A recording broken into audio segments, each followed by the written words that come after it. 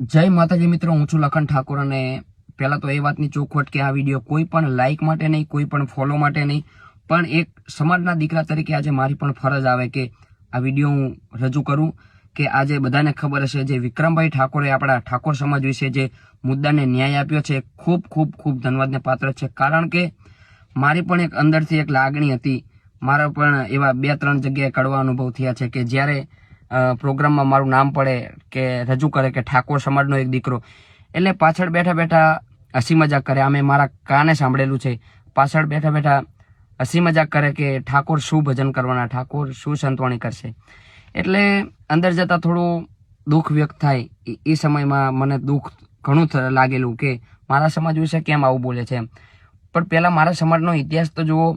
અમારા સમાજમાં ઠાકોર સમાજમાં વેલનાથ બાપા થઈ ગયા કે જેને ભજનની દુનિયામાં એના ગુણગાન ગવાય છે, માનદાતા। તો એ ત્યારે મને એક લાગણી હતી કે આ મુદ્દા વિશે તો હું બોલીશ।